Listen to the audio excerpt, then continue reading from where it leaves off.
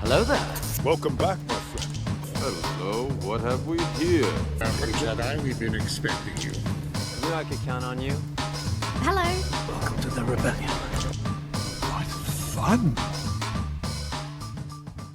Hey everyone, Hybrid here, and today we are taking a look at the brand new Star Wars The Black Series IG-11 in his Nevarro Marshal Deco. We see him in this at the very end of The Mandalorian Season 3. He is rebuilt, he is majestic, he is taking over Gina Carano's role as the Marshal of this awesome little volcanic planet, and he looks superb. Now, you might be wondering, hey, we're kind of in Mando and Grogu time.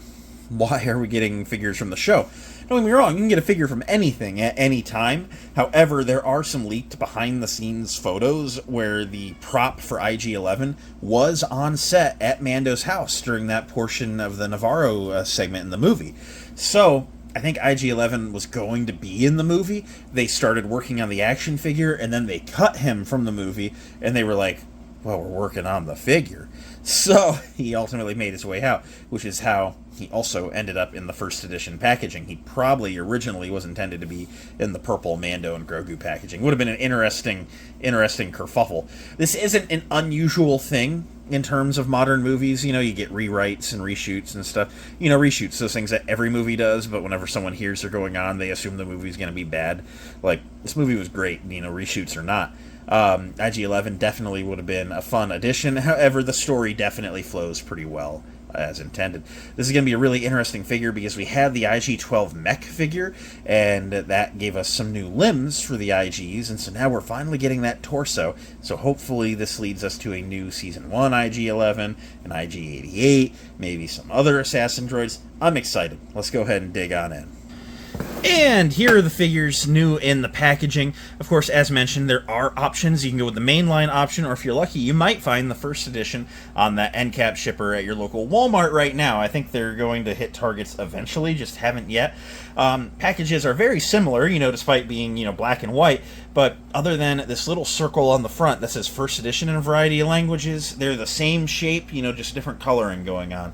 So, you have your Black Series logo above a big window showing the figure and his accessory off nicely. Star Wars The Mandalorian in orange, number 46 in the Mando lineup. You have IG-11 Nevarro Marshal. Warnings, 4+, Hasbro. Side of the box gets the same art, no matter which one you're looking at, and the name on the bottom. This side of the box features your wraparound window, your wraparound stripe, and your Black Series logo. Around back, you get your Black Series logo again, a zoom-in of that side art, a bio about the character. Again, number 46 in the line, bunch of legal stuff, Disney and Hasbro logos, barcodes, legal stuff, hanger tab up top. Very standard action figure stuff. Let's go ahead and get this guy out of the box. This one stays in the box. Let's go.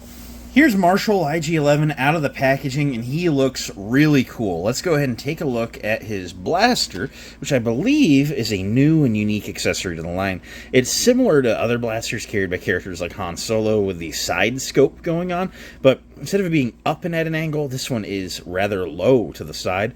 Very interesting and unique blaster. It's not, you know, like a DL blaster like we've seen before. This is a dark gray plastic with white paint on the grip. Looks very, very nice. He carries it interestingly. He has those articulating fingers carrying over from the deluxe figure, and you can kind of wedge the trigger into the double-fingered hand and then wedge the butt of the blaster in there. It's definitely an awkward, you know, awkward type of figure to carry this type of thing, but it is doable, and I've not done it yet. It's alright. Trying to get it to look halfway alright. Alright, now he's holding it, you know, securely enough. He's definitely gonna lose it in a shelf dive, but that's alright. It's just the design of the character, truthfully. Remember IG-88 all the way back in Empire Strikes Back. He didn't move, he was a statue, you know, and they're definitely making a not very good design work. So, this guy looks great, but beyond that blaster pistol, he also has a feature. A lot of people were kind of spazzing about this. You see, he has his thermal detonator in his chest, and everyone's like, well, he doesn't have the thermal detonator as the Marshal and Nevarro, which, by the way, you don't know that. We've not seen this guy as the Marshal yet. You don't know. He might not be allowed to be captured, but they've packaged him with the thermal detonator out, but he actually has this interesting feature where it flips up. You gotta get your fingernail on it just right, and I've just trimmed mine, so, but you can spin it up, and he has the closed red panel on his chest, and you can flip it down oh so easily.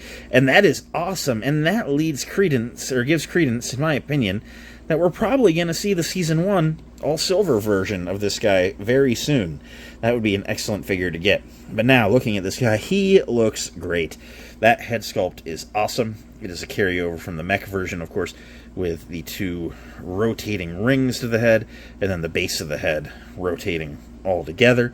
I guess the top rotates as well. Very interesting head design, but of course I believe these two to be the eyes. I think they have to generally be forward, but a very cool design. Of course, we've seen these limbs before, at least the arms. The torso is all new. And something else that is all new, Brandon mentioned it on the live stream when they revealed this figure, is instead of him having the hinge with the swivel on the feet, they've made the feet ball joints now. So you actually get a lot more range out of those. I think that's the right choice. I think I really like how those work. It's really going to make it easier to put them into some really cool poses. And yeah, I think the ball joints absolutely add a bit to the character. IG has the most unique deco at this point of any assassin droid that we've seen in Star Wars. You have IG-88, who's just all silver. IG-11, who, again, was mostly silver with some bandoliers. You've got your Clone Wars units. Those guys were all gray. And, gosh, I think they had some Lego ones at one point that were black. Like, you don't see a lot of crazy creative IG units. Well, I'll tell you what, there were some with some fancy decoing in Zero the Hutt's palace in the Clone Wars movie. You see, that's a deep cut. That might be a fun figure to get on this body. I think I'd want a Zero the Hutt to pair with them, however. But I'd buy that, wouldn't you? But yeah, this IG looks really, really cool. I like the white on him, and then the red deco just looks absolutely superb. He's a really, really good-looking figure. That belt with the Marshall belt buckle on it is very, very nice and eye-catching. The belt otherwise is a nice leathery brown. Spinning him around, you've got like the cylinders on his back. The legs being painted kind of tan is interesting. In a way, it's almost like they painted him to be like a Marshall, like wearing his pants, wearing his striped, shirt. I don't know. It's just an interesting deco to see on a droid altogether. But he does look very nice, I gotta say. So, looks aside, let's go ahead and dive into some articulation. He has some interesting articulation, again, being a droid.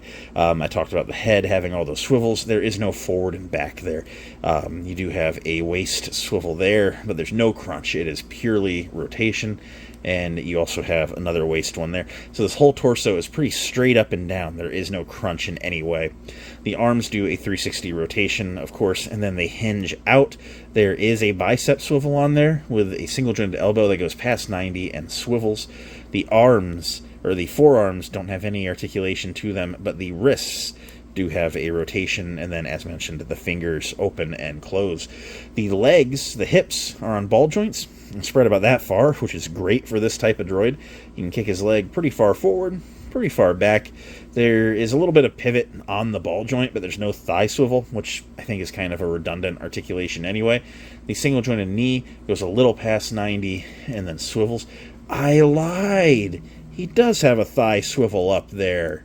Okay, yeah, so he has thigh swivel. I'm never going to use it, but it's there.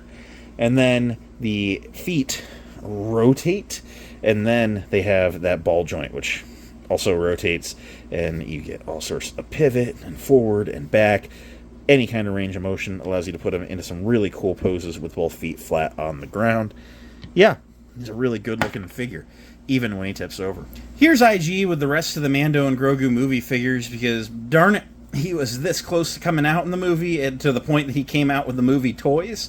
I figured it would just be cool to photograph him with all of them. Cool what if you will.